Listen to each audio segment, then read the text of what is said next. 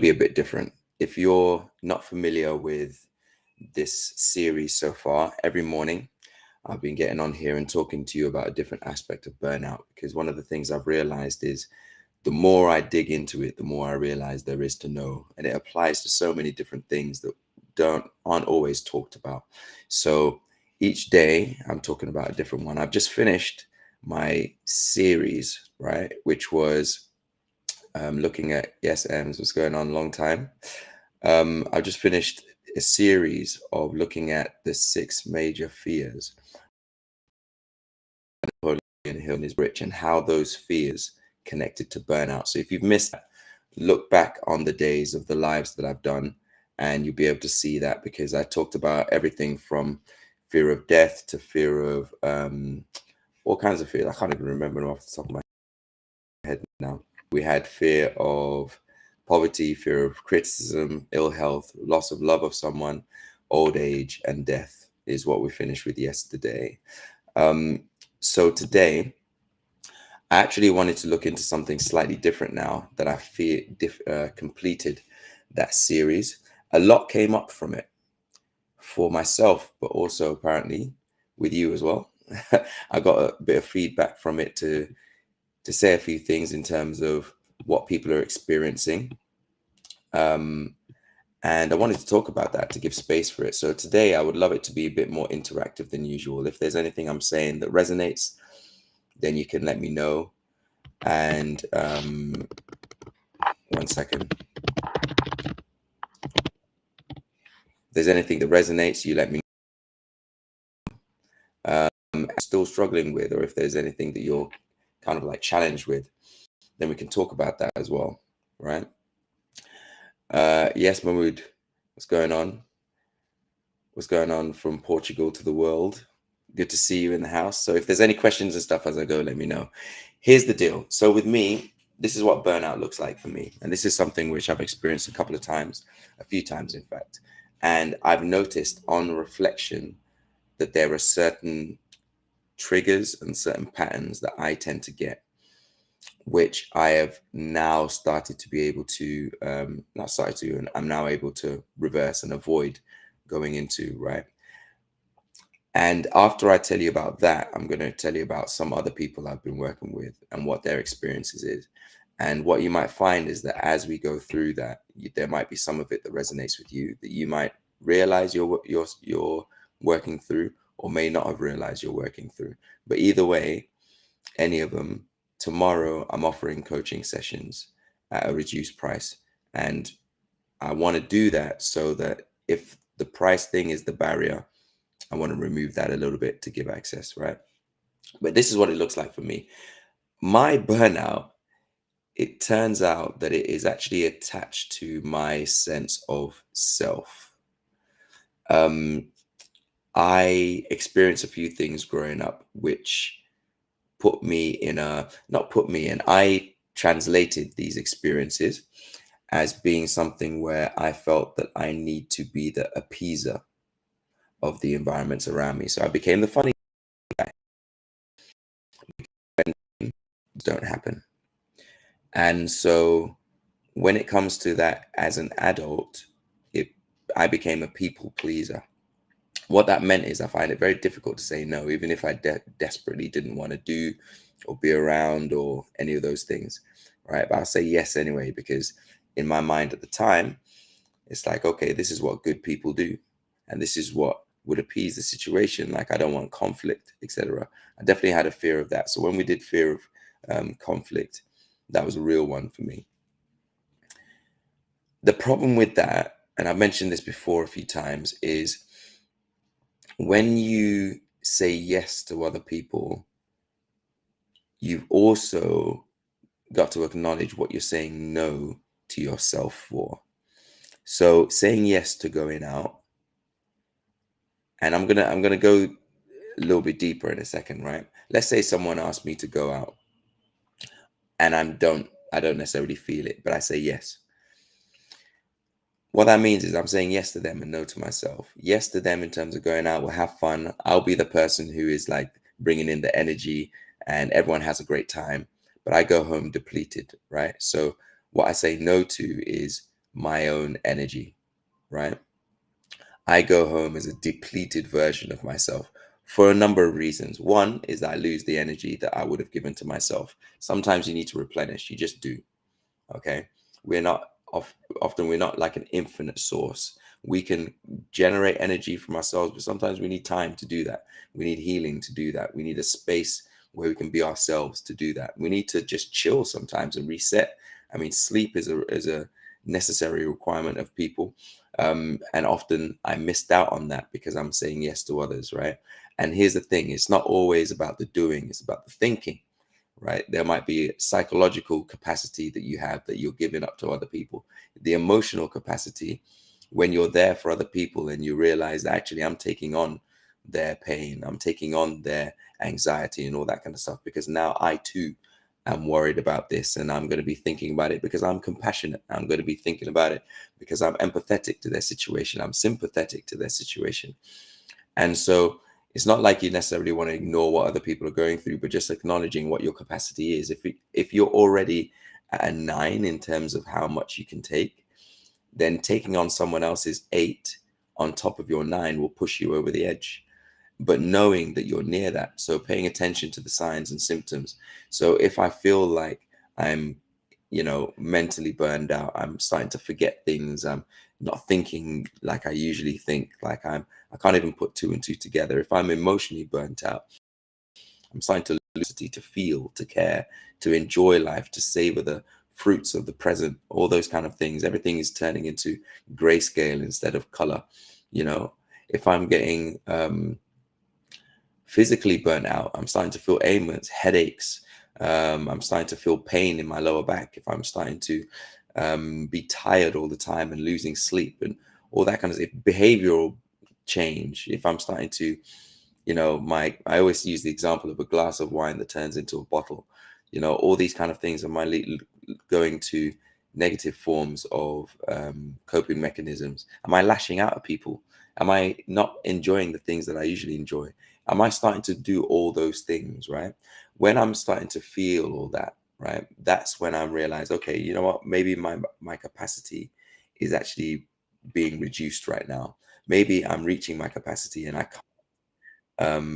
can't take on anymore. And so that's when I start to have to protect myself, right? That's when I have to start protecting myself.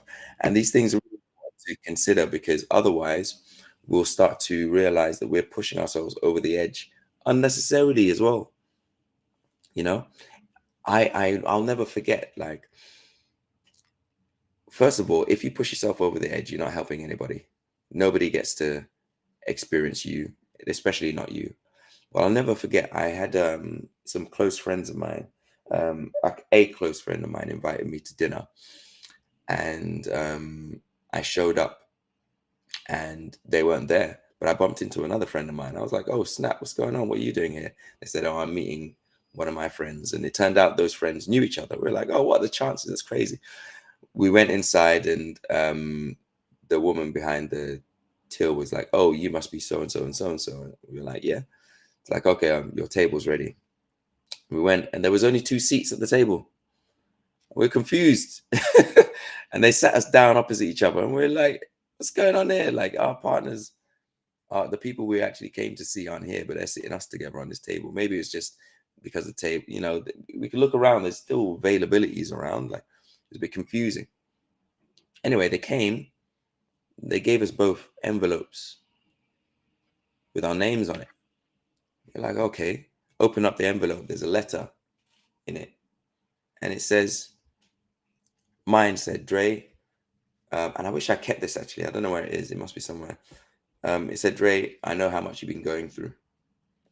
And I realize that you need some downtime, but you also need to speak to somebody. Um, Here is £20 to cover whatever you want to have. It was the dessert place. And I really encourage you to use this space to, share with someone else who's experiencing something similar to you, right? And basically, that friend of mine had a similar letter. We're both guys who held space for other people within our community, and our friends had recognized that we were both reaching our limit. Something that we individually did not recognize in ourselves, might I add, which is one of the reasons why I always go back to your network, your support network. Who do you have in your network who can recognize when you're reaching your limit better than you can sometimes? Who do you have in your network who cares when you do, who will put you before them for a change? Another example, a friend of mine, I was meant to meet them on some particular evening. It comes to the day and they cancel. Now, usually I'd get annoyed at this because, like, time is a precious commodity. I've set this time out to spend time with you, and then you're going to cancel, right? But on this day, something felt different. I was like, okay, cool. They're cancelled. I actually have a little bit of time on my hands. I read on the message, and she said, "Yeah, I'm really sorry. I've got to cancel, but I'll be honest with you. I never intended to come in the first place." Now I'm like, what is going on? Because this is not like her, right? So I read on, and she said, "You've been going through it, and I can tell you have been." How did she put it? She said, "You've been," because this was at the time where I was juggling like 5 or 6 different things. It's like basically you haven't had time to yourself, and I wanted to make sure that you would do something for yourself. So I booked in time with me so I can cancel it just to ensure that you wouldn't fill it up with something else. You have a night free. Please indulge. Please take the time for yourself. And that was it. And I could have cried in that moment, to be honest with you, partly because I realized where I was. I realized how far down this slippery slope I'd become, that I'd been showing signs that I wasn't really aware of. But I was also really moved by someone caring enough to enforce space into my life for myself, which I wasn't giving to myself. And I really had to sit with that for a moment, that someone would do that. Like, I really appreciated that. But I was really hurtling through burnout. Like, I was juggling so many different things. I was doing 1,001 different things, and I was adding on. So, stop. Alexa, stop. It's enough now. It's one of those things where I realized that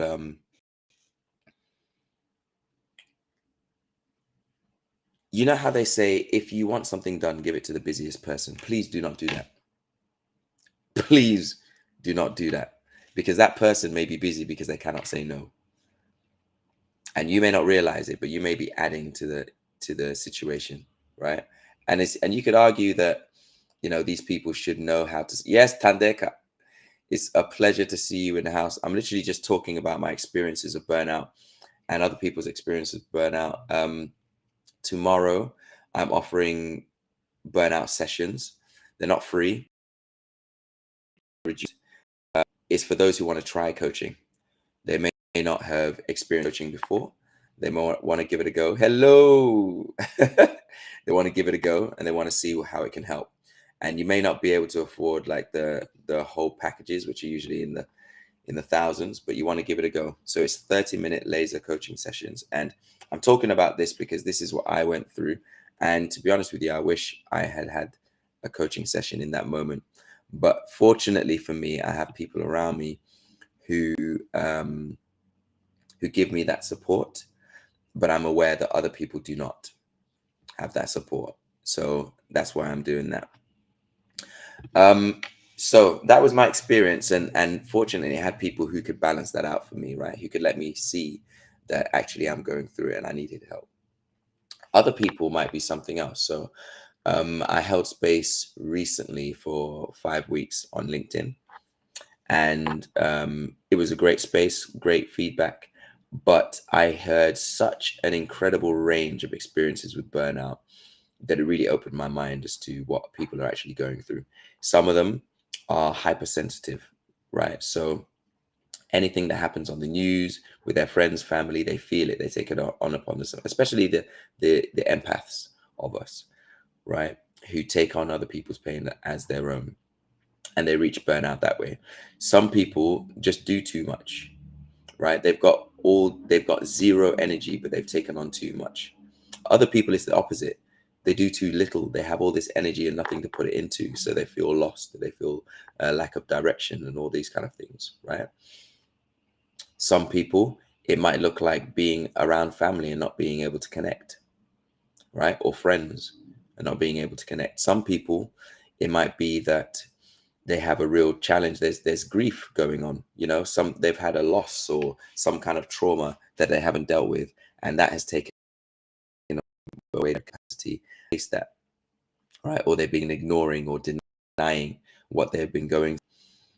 Denial, I think, might be something I'll speak about separately by itself, because I think denial is something that often we experience, but we don't realize the impact it has on us and our experiences, because it is happening. We are scared to face the fact because of what it might mean, for us, or we don't want it to mean what we think it might mean, especially if we have a perception of things like strength and weakness, like, oh, people like me don't experience this.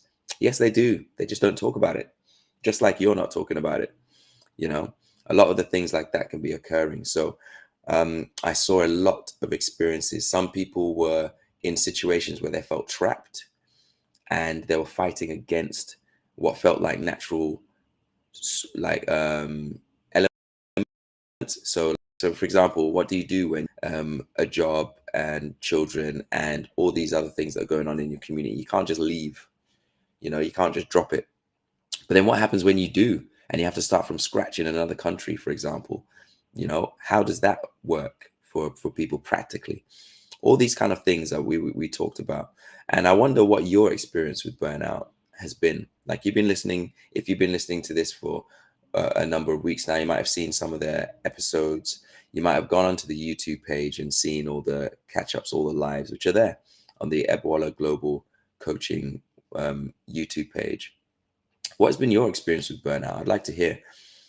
And if this is something you're experiencing right now in this moment, what need do you have? Like, what support do you need?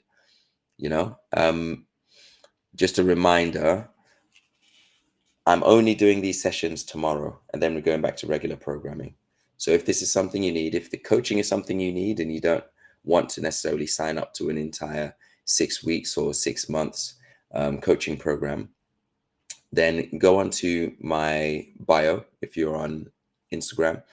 Go into the description if you're on LinkedIn or YouTube.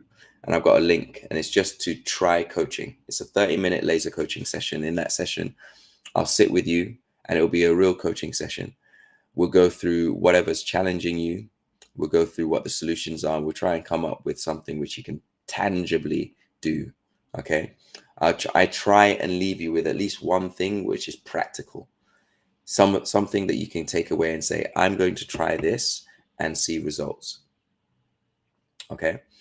And the idea is that you will leave that with a different kind of experience. I'll give you an example. Last week, I had a client who was experiencing difficulty with relationships. And when we got to the bottom of it, because I tell you, relationships are the foundation, it's your support system. So if you can't build or maintain your support system, it can lead you towards burnout because you have nowhere to share this capacity with.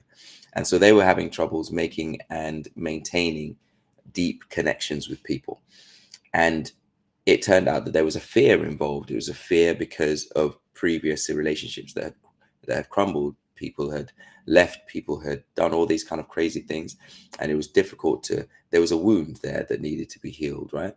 But through further speaking, we realized that the stories that were being told is that if someone doesn't do something, it means that I don't mean anything to them. It's a story that's being created in the mind because of these past experiences. So we decided to reframe this. It's like, what else could it be? That they walked away with is that when my mind wants to create a negative story, I will find a positive story to replace it with. Because what our mind does is it goes to they say you don't rise to the occasion, you fall to your level of your systems. And if your system is to consistently look for negative things to beat you up with, then that is what's always going to happen. We have to create, like a muscle, we have to tone that muscle to create positive stories in our minds. If someone doesn't call me back, it's because they've run out of charge, right? Anything could be the reason. It doesn't have to be that they don't care, right? So what happens to our lived experience is if we actually give people the benefit of the doubt, if we actually assume positive intent, if that person cares about me, what else could the reason be? Assuming, yeah? And apply this to yourself as well, right? If I'm going through something, if someone else was to go through this, how would I show up for them and then do that thing for you? All these kind of things, right? And they seem very esoterical, but when we actually break it down into a practical sense, it's something you can take away right now. And this is something I would encourage you to do.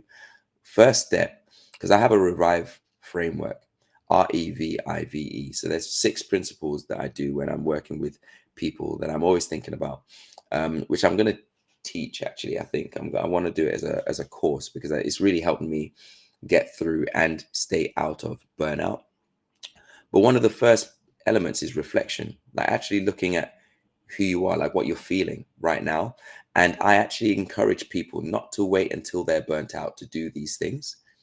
What often happens is you start to lose your keys, you start to lash out on people and all that kind of stuff. And then you start to reflect and be like, oh, yeah, that's true.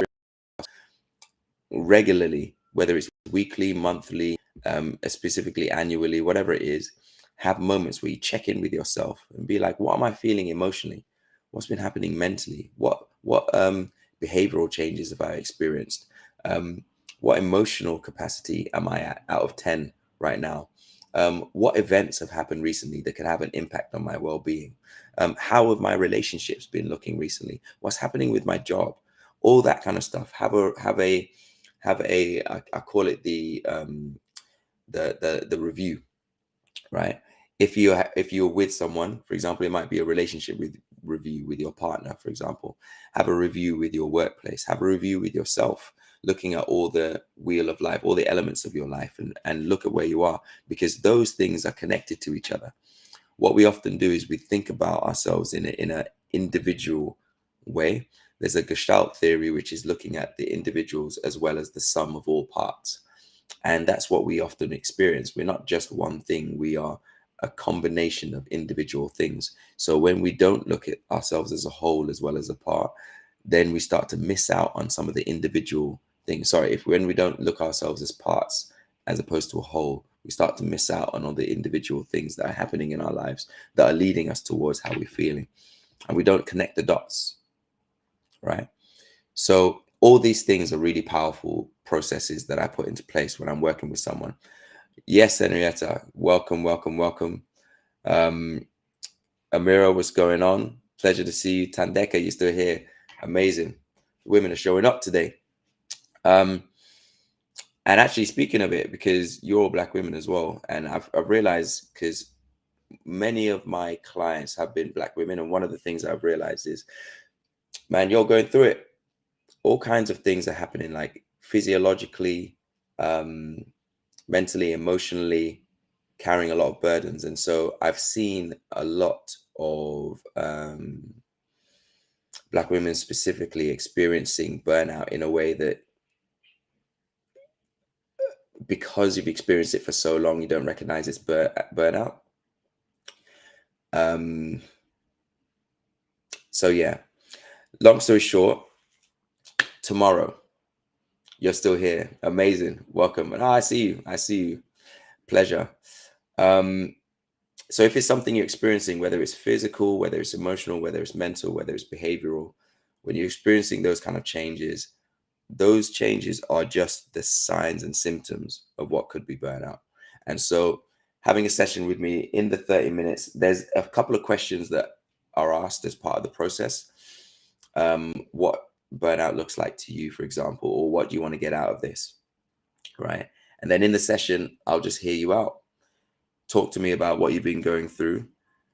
I'll repeat back to you what I hear, and then I'll ask you a few questions, which will get down to the root of it.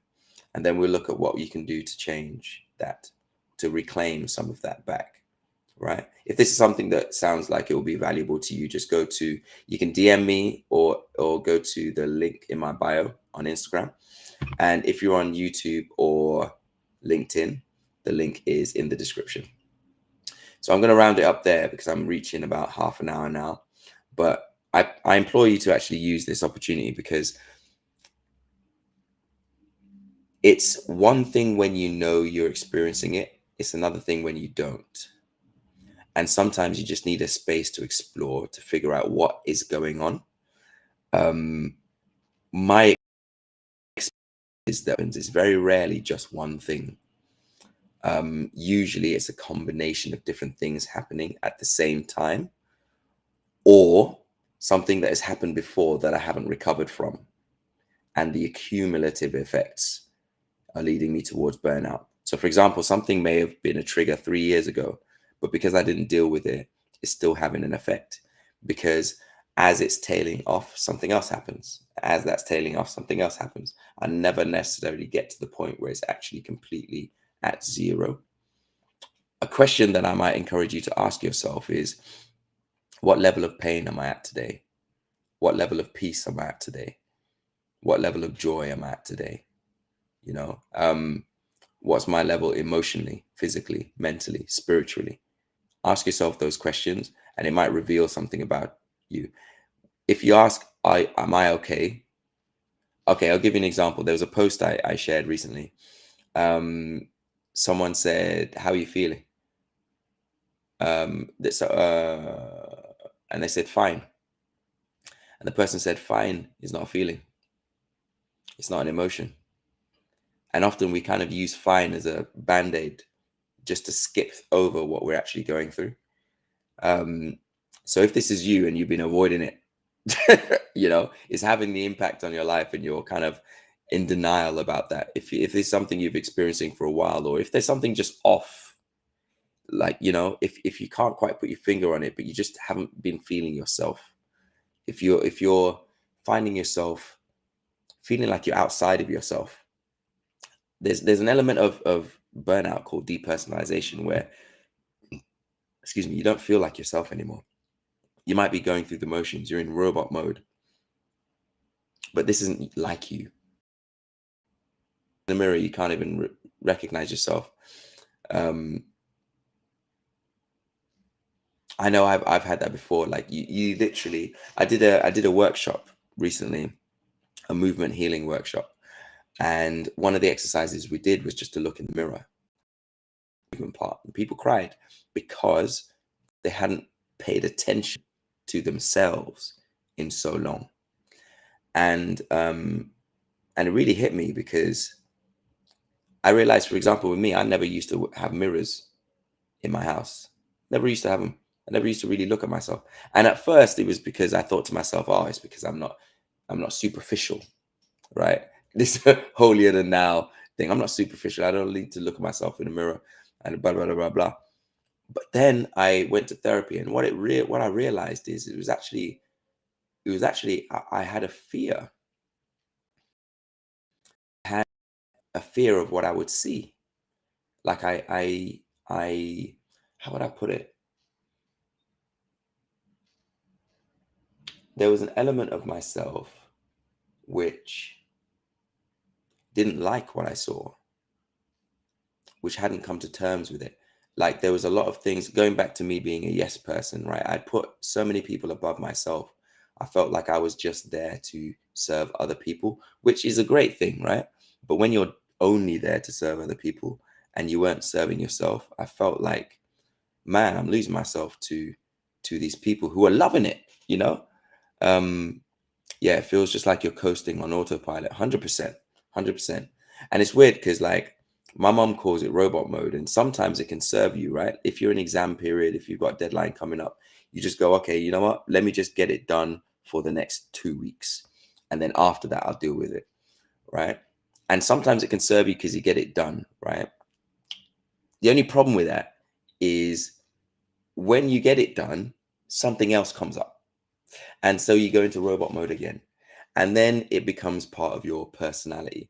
And here's the thing that becomes a bit of a tricky part is sometimes our personality is actually just a trauma response. It is just a response to us dealing with certain things that are happening. And then we do it so often that it becomes a habit.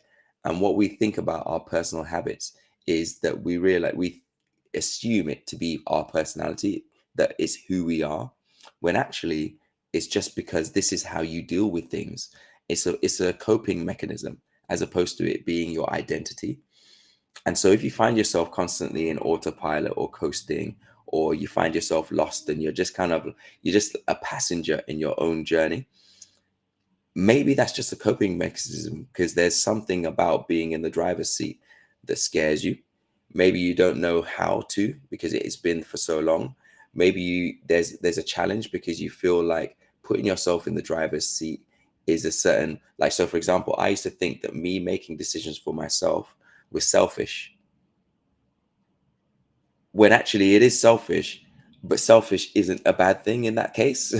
Like, I actually need to, like, if you're in an airplane and you're experiencing turbulence and the mask comes down, you're actually told to put it on yourself first so that you can help other people.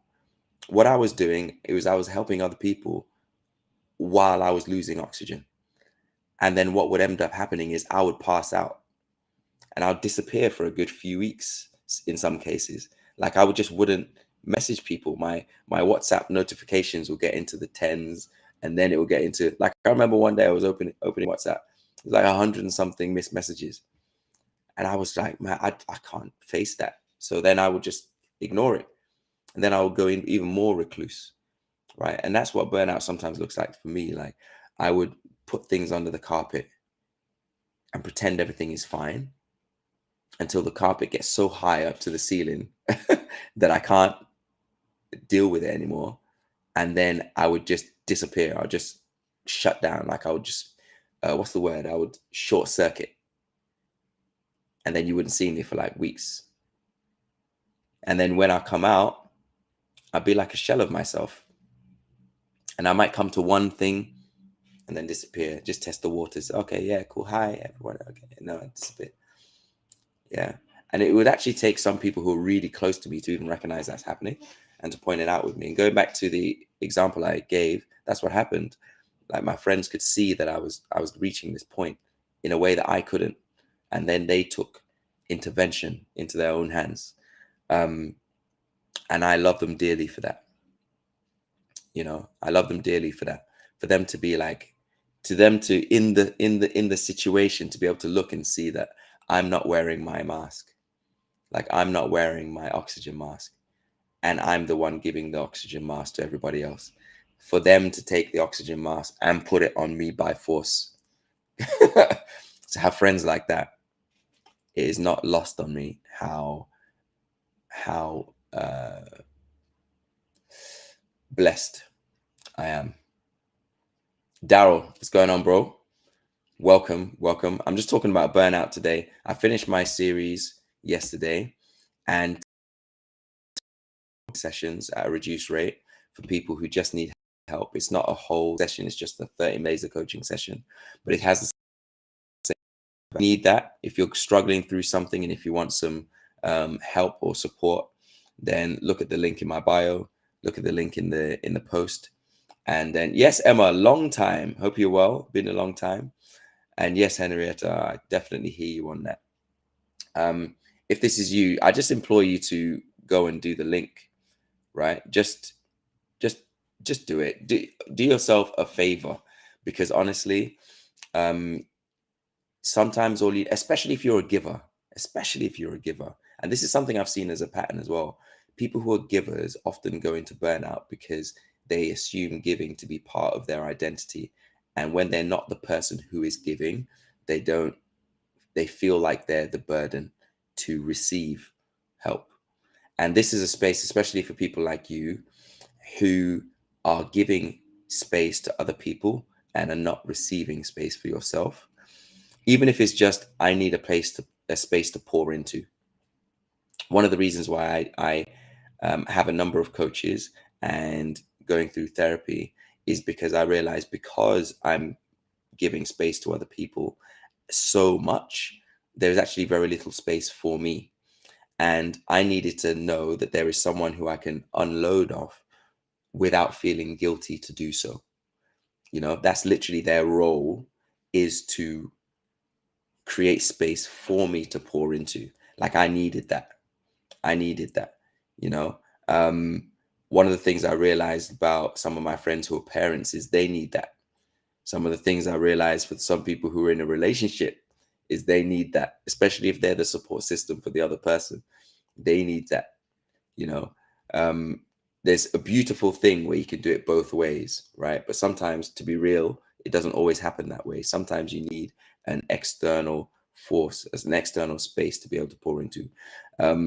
So yeah, let me be that for you. Okay. But it's only tomorrow, 24th of July.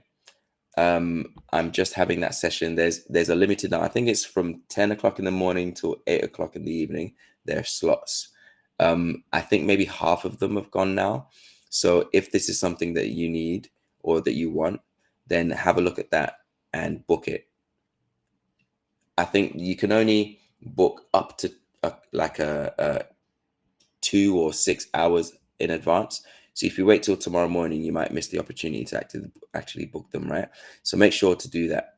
Make sure to book, and then I'll see you tomorrow. Okay. So to Emma, Henrietta, Daryl, Amira, Tandeka, if you're still in the house, thank you for joining us. Thank you for jumping in.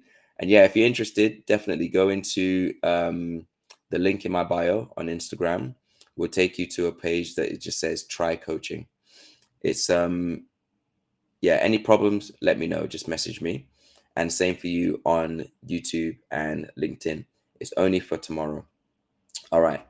Amazing. I will bid you adieu. And if this has been helpful, if this has been useful, share these lives with people. I've had feedback that has been really helping people, and that's great. I really appreciate that feedback, and this is what it's here for. But what I've noticed is that people would take it for themselves, which is good, but then have people in their network who also need it that they wouldn't share it with. And so this isn't like a marketing tactic. This is genuine. Like, I've had situations where I find out that someone has gone to an event that I needed, right? For example, knew I needed, but they, for whatever reason. And I'm like, oh man, I wish I'd have gone. If I'd known about it, would have been there. Same with some of these lives. At this point, I think I don't even know what number I'm on. I must be in the 40s or 50s in terms of how many lives I've done. If any of them, if you have a friend who's going through something, help them by sharing it. Look through the topics. There might be a specific one that your friend is going through, that you are going through, and send them that. Just send them the link and just leave it there. Say, I thought of you, something like that. And hopefully it'll help them, right? Not everyone is going to be a client of mine, right? My rates are, it's 2,000 to 3,000 for like a 12-week program with me, right? Or it's 10K for like a year. That's the way I'm working at the moment. But not everyone can afford that, right? But I still want to help. So I'm going on to lives, and I'm doing this for free.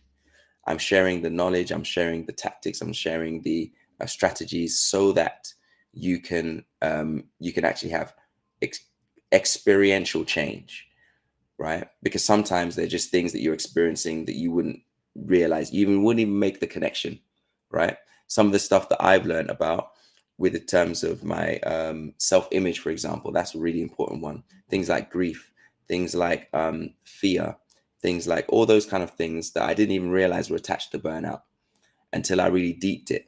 And I started to help people and all these things started coming up into the surface.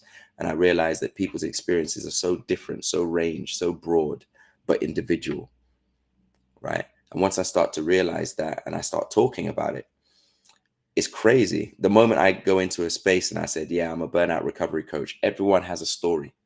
Everybody has a story. Either they've been through it or they know someone who's been through it. Like, at this point, 2024, he doesn't know what burnout is at the moment from an almost experiential point of view. And so, yeah, this is why I'm doing it. So tomorrow, it's an opportunity for us to sit down and work on work with you. Okay. So if this is something you need, at the moment. Don't wait until tomorrow. Do it today, because tomorrow the slots may not still be there. Okay. All right. Thank you very much. And I will see you soon. I'm not sure what my next series will be. I'm having a